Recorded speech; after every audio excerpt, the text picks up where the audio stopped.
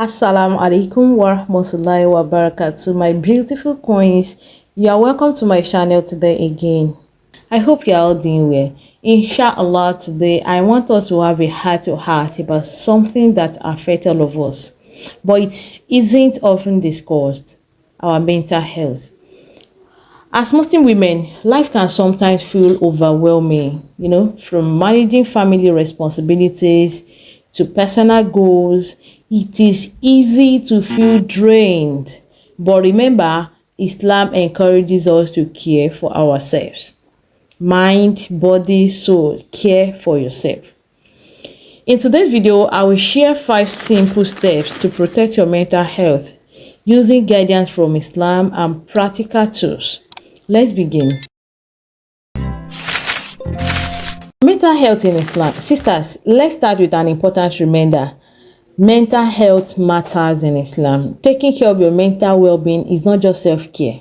It is an act of worship. The Prophet Muhammad ﷺ said, "Inna li nafsika alayka haqqun."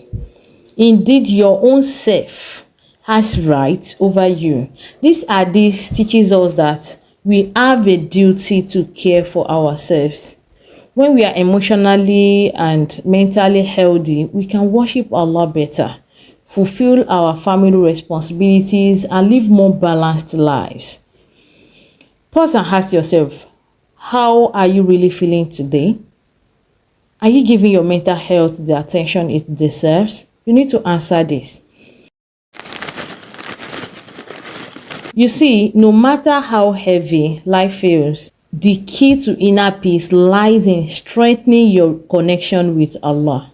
Allah says in Quran, وَإِذَا سَأَلَكَ عِبَادِي عَنِّي فَإِنِّي قَرِيبٌ أُجِيبُ دَعْوَةَ الدَّاعِ إِذَا دَعَانِ.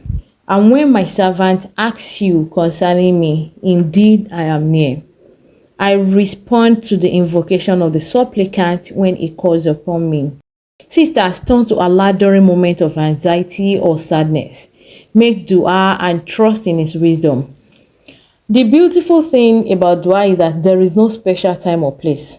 It is simply about pouring your heart out to your Lord. So start your day with the morning du'as. For instance, Allahumma ij'al fi qalbi nuran. Oh Allah, place light in my heart. Even if it is just 5 minutes, sit quietly and talk to Allah. Share your struggles and trust that He is Al-Hakim, the most wise, and Al-Latif, the most subtle. Sister, let's talk about social media. That is one of the problems we have that is affecting our mental health. While it can be a great tool, it can also negatively impact our mental health if we are not careful. Endless scrolling and comparing our lives to others can lead to feelings of inadequacy or sadness. The Prophet Muhammad ﷺ gave us this powerful advice. Unzuru illa man asfala minkum wa la tanzuru illa man huwa fawqakum. Look at those below you in worldly matters and do not look at those above you. When you see content that makes you feel inadequate, remember that Allah has blessed you in ways unique to your journey. Practical tips to achieve this: set screen time limits for yourself, maybe 2 hours a day. Follow accounts that inspire you and try to unfollow those that make you feel bad about yourself. The third practical tip: that schedule a weekly social media detox day. This day you need to focus on offline connections and worship alone. So let's go to the next point, which is the power of gratitude. Gratitude is a powerful antidote to negative thoughts. When you focus on the blessings in your life, you shift your mindset from scarcity to abundance. Allah says in the Quran, "Wa in tashkuru yardaw lakum." If you are grateful, He is pleased with you. Sisters, even in challenging times, there is always something to be grateful for. It could be your health, your family, or even the ability to breathe and worship Allah. Every night before bed, write down 3 things you are grateful for. For example, Alhamdulillah for my family. Alhamdulillah for another day of life. Alhamdulillah for the Quran you blessed us with. Another beautiful dua you can say for gratitude is Rabbi awzi'ni an ashkura ni'matak allati an'amta alayya. My Lord, enable me to be grateful for your favor which you have bestowed upon me. Sisters, one of the most important aspects of mental health is having a supportive community. The people you surround yourself with can either lift you up or drag you down.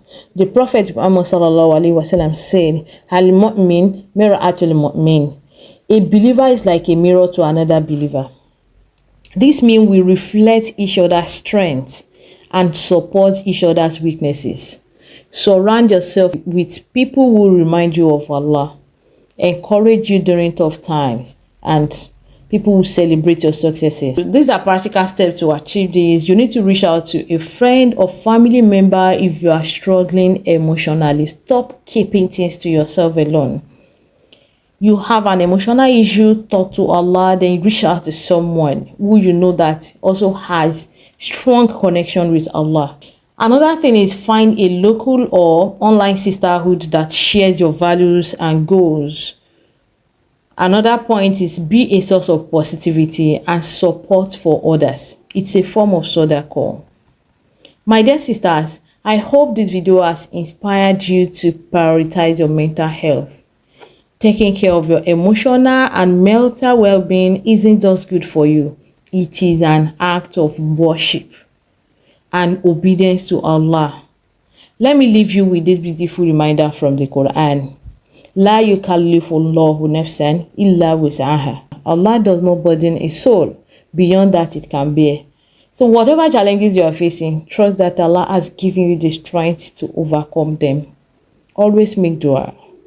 Take small steps and rely on Allah's mercy. If you found this video helpful, share it with someone who might need a reminder.